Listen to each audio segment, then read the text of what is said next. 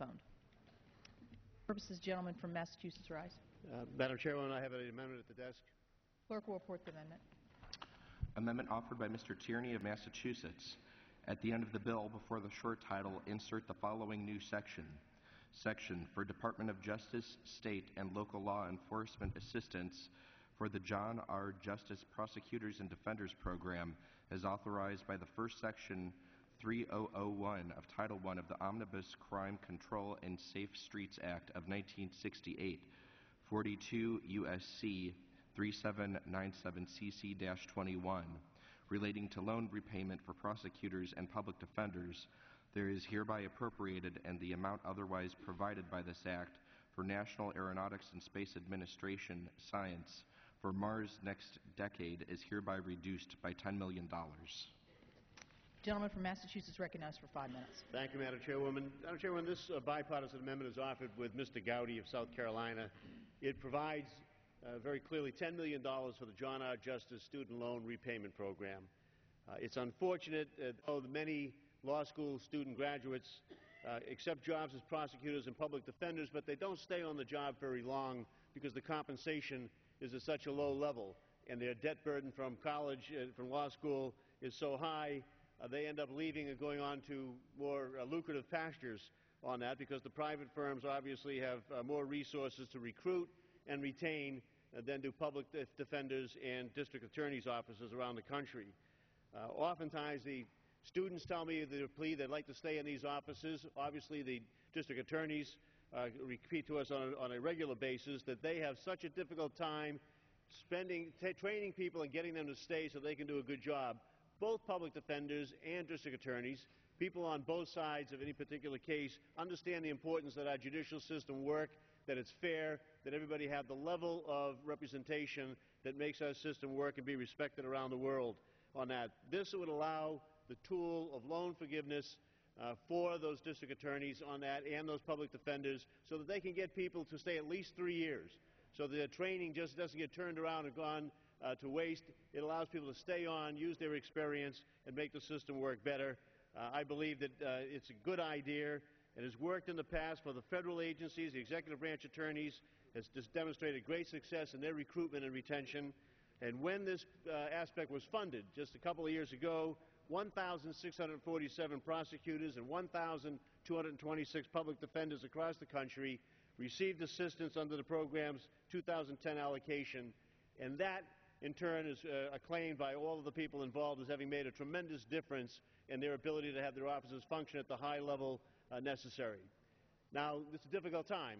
If we're going to take this money and appropriate it in this fashion, we unfortunately have to find those resources somewhere else. We have recommended an offset with a modest reduction to the Mars Next program.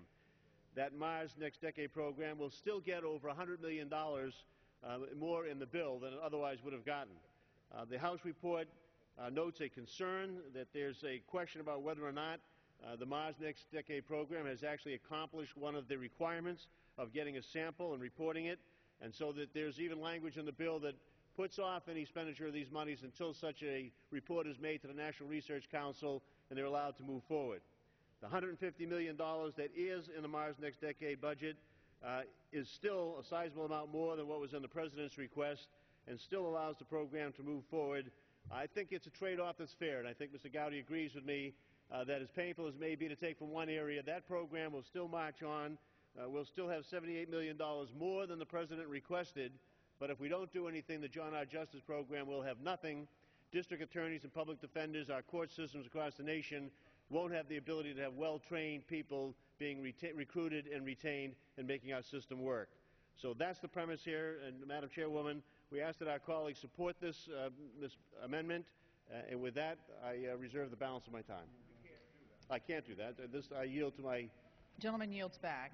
Oh, nice try. For purpose, the gentleman from South Carolina rise.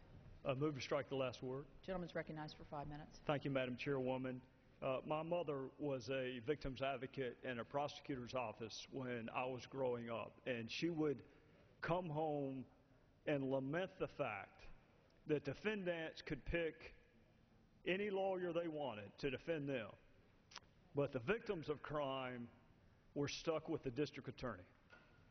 And her message to me, the lesson she was trying to impress on me, is that crime victims have a right to have a good attorney too. And you fast forward a couple of years, and I went to law school and I became a district attorney, and I tried to get people to come help me do a good job for crime victims. And Madam Chairwoman, I was hiring primarily at that time young female prosecutors, Cindy Crick, Kim Liskanek, Jenny Wells, Susan Porter, many of whom had up to $70,000 in student loan debt, could have and should have gone into private practice and paid the loans back and made a lot of money.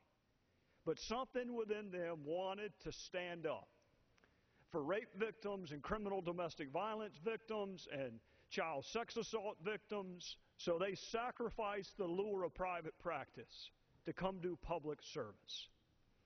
Madam Chairwoman, it is not without irony that the program that my friend from Massachusetts speaks of is named after a man named John R. Justice, who was a solicitor, district attorney in South Carolina, represented the poorest solicitor's judicial circuit in the state, understaffed, overworked.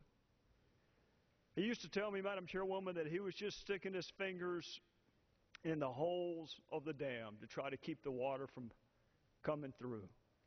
But Solicitor Justice, God rest his soul, had a vision of trying to encourage people to want to do something as noble as be a prosecutor in South Carolina. So whereas I usually stand up and I talk about cutting this and cutting that, law and order, prosecution, respect for the rule of law are core functions of government. And as much money as we spend on other programs, surely to goodness we can find a little bit of money to help relieve the student loan obligations of women and men who are prosecuting while they're sitting across the table from criminal defendants who make 5 and 7 and 10 times their salary. Surely we can do that, and surely we can give the victims of crime as good a lawyer as the defendants of crime get. And I would urge my colleagues to give very serious consideration to the John R. Justice Scholarship Program for public defenders and prosecutors. And with that, I would yield back the balance of my time. Gentleman yields back. For purposes, gentleman from Virginia rise.